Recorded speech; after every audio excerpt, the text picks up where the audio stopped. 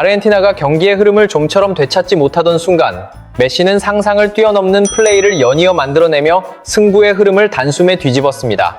이 장면을 지켜본 아르헨티나 응원석은 폭발적인 환호로 들끓었고 경기장은 열광으로 가득 찼습니다. 반면 잉글랜드 팬들은 거의 손에 넣었던 승리를 메시 한 사람에게 빼앗겼다며 허탈함을 감추지 못했습니다.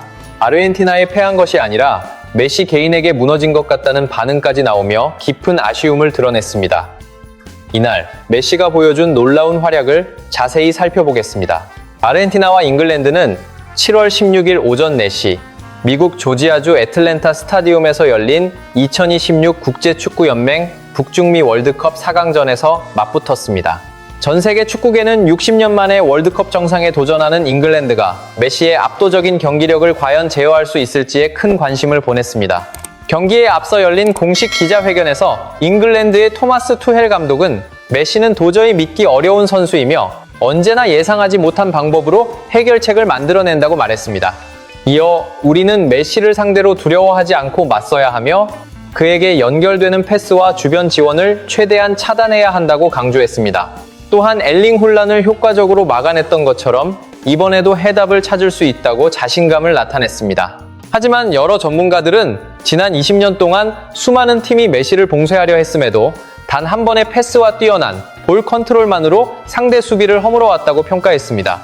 미국 뉴욕타임스 산하 글로벌 스포츠 매체 디 애슬레틱 역시 이번 2026 국제축구연맹 북중미 월드컵에서 메시의 움직임을 분석한 내용을 공개했습니다.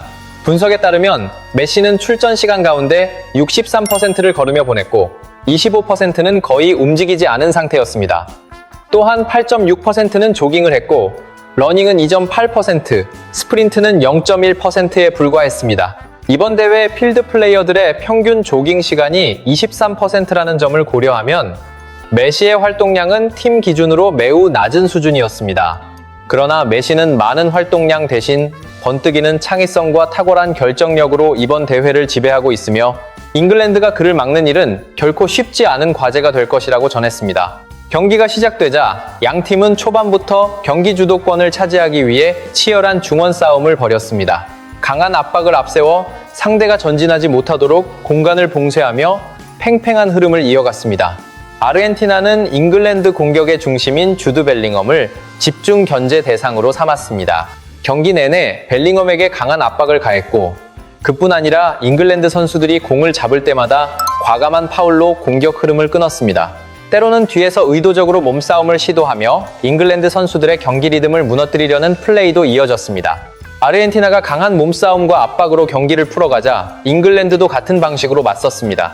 아르헨티나가 주드 벨링엄을 집중적으로 견제했던 것처럼 잉글랜드 역시 메시가 볼을 소유하는 순간 여러 명이 동시에 달려들어 중원부터 거센 압박을 가했습니다. 메시가 자유롭게 전진하지 못하도록 공간을 차단하며 철저하게 봉쇄에 나섰습니다.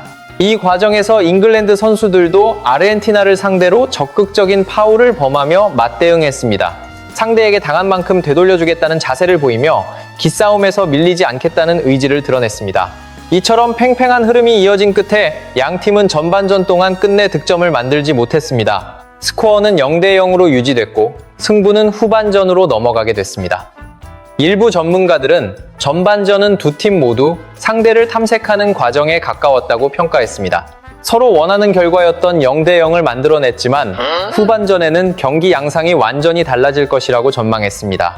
세계 최고 수준의 전력을 갖춘 두 팀 가운데 어느 쪽이 먼저 실수를 범하느냐, 그리고 그 기회를 누가 놓치지 않고 마무리하느냐가 승패를 결정할 것이라고 설명했습니다. 잠깐이라도 집중력이 흔들리는 순간 그것이 곧 치명적인 결과로 이어질 수 있다고 덧붙였습니다. 후반전이 시작되자 양팀은 모두 수비 라인을 전진시키며 공격적으로 나섰습니다. 상대 진영을 끊임없이 공략했고 먼저 균형을 깬 쪽은 잉글랜드였습니다. 잉글랜드는 후방에서 한 번에 길게 연결하는 롱킥을 시도했습니다. 이를 처리하려던 아르헨티나 수비진이 완벽하게 걷어내지 못했고 반대편으로 쇄도하던 앤서니 고든에게 크로스가 연결됐습니다. 이어진 슈팅은 그대로 골망을 흔들며 잉글랜드의 선제골이 됐습니다. 고든의 득점으로 잉글랜드가 앞서가자 아르헨티나 응원석은 충격에 휩싸였습니다. 경기장은 순간 정적에 가까운 분위기로 바뀌었습니다. 메시 역시 선제 실점을 허용한 뒤 머리를 감싸주며 예상보다 어려워진 상황에 충격을 받은 듯한 모습을 보였습니다. 반대로 잉글랜드 팬들은 선제골이 터지는 순간 폭발적인 환호를 쏟아냈습니다. 경기장은 열광으로 가득 찼고 응원석은 축제 분위기로 변했습니다. 이 장면을 본 일부 전문가들은 상대 수비 라인이 올라온 순간을 정확하게 읽은 해리 케인의 판단이 결정적이었다고 평가했습니다. 미드필드까지 내려와 공을 받은 뒤 전방으로 정확한 롱패스를 연결했고 사실상 이 득점의 출발점은 해리 케인이었다고 설명했습니다. 이어 그 패스가 반대편에서 침투하던 좌측 윙어 앤서니 고든에게 연결되는 장면은 과거 토트넘에서 해리 케인이 전방으로 공을 보내고 반대편을 파고들던 손흥민에게 연결되던 모습과 매우 흡사했다고 말했습니다. 또한 잉글랜드의 토마스 투엘 감독은 프리미어리그에서 첼시를 이끌던 시절 손흥민과 해리 케인을 여러 차례 상대했던 경험이 있습니다. 그 경험을 바탕으로 해리 케인의 장점을 극대화하기 위해 손흥민과 플레이 스타일과 움직임이 상당히 비슷한 앤서니 고든을 기용했고 마치 토트넘 시절 손캐 듀오를 다시 구현하는 듯한 전술을 보여줬다고 평가했습니다. 전문가들은 이어 골문 앞으로 공이 연결되는 순간 아르헨티나 수비수가 공의 낙하 지점을 기다리는 사이를 앤서니 고든이 재빠르게 파고들어 먼저 공을 따내며 득점으로 연결했다고 설명했습니다. 이러한 침투 움직임 역시 손흥민이 자주 보여주던 장면과 매우 비슷한 형태였다고 평가했습니다. 이 같은 설명을 접한 일부 팬들은 앤서니 고든이 평소 자신의 롤모델로 손흥민을 여러 차례 언급했던 선수라고 이야기했습니다. 손흥민의 인성과 품격은 물론 플레이 방식까지 배우기 위해 꾸준히 노력해왔다고 전하며 이날 해리 케인과 앤서니 고든이 보여준 호흡은 마치 토트넘 시절 손캐 듀오를 다시 보는 듯 했다는 평가를 내놓았습니다. 예상하지 못한 선제 실점을 허용한 아르헨티나는 곧바로 반격에 나섰습니다. 잉글랜드 수비 뒤 공간을 공략하며 결정적인 노마크 기회를 만드는 듯 했지만 토트넘의 왼쪽 풀백 제드 스펜스가 끝까지 따라붙었습니다. 이어 환상적인 슈퍼 태클로 실점 직전의 위기를 막아냈습니다. 잉글랜드는 최대 고비를 넘기자 선수들이 모두 제드 스펜스에게 달려가 그의 수비를 축하했습니다. 분위기는 더욱 살아났고 팀의 사기는 최고조에 이르렀습니다. 그러나 아르헨티나는 쉽게 물러서지 않았습니다. 후반 68분 무렵 아르헨티나는 헤더로 결정적인 득점을 노렸습니다. 하지만 잉글랜드 골키퍼 조던 픽포드가 놀라운 선방을 펼치며 다시 한번 팀을 위기에서 구해냈습니다. 그럼에도 승부를 다시 원점으로 돌려놓은 선수는 결국 메시였습니다. 경기 종료를 불과 3분 앞둔 상황에서 메시는 측면에서 중앙으로 엔조 페르난데스에게 정확한 패스를 연결했습니다. 엔조 페르난데스는 이를 곧바로 중거리 슈팅으로 마무리했고 공은 그대로 골문 안으로 빨려 들어가며 스코어는 1대1이 됐습니다. 동점골이 터지자 아르헨티나 응원석은 엄청난 환호로 들끓었습니다. 팬들은 메시의 이름을 연호하며 경기장을 뜨겁게 달궜습니다. 반면 잉글랜드는 3분만 버티면 승리할 수 있었던 상황에서 동점을 허용하자 선수들과 팬들 모두 충격을 감추지 못했습니다. 하지만 메시의 활약은 여기서 끝나지 않았습니다. 정규 시간 90분이 모두 끝난 뒤 추가 시간 2분, 메시는 오른쪽 측면을 돌파한 뒤 골문 앞으로 정확한 크로스를 올렸습니다. 이를 마르티네스가 헤더로 연결했고 공은 그대로 골망을 흔들며 극적인 역전골이 완성됐습니다. 이 장면을 지켜본 아르헨티나 팬들은 믿기 어려운 역전에 폭발적인 환호를 보냈습니다. 이미 패배를 받아들였던 경기가 뒤집히는 순간을 눈앞에서 확인한 응원석은 열광으로 가득 찼습니다.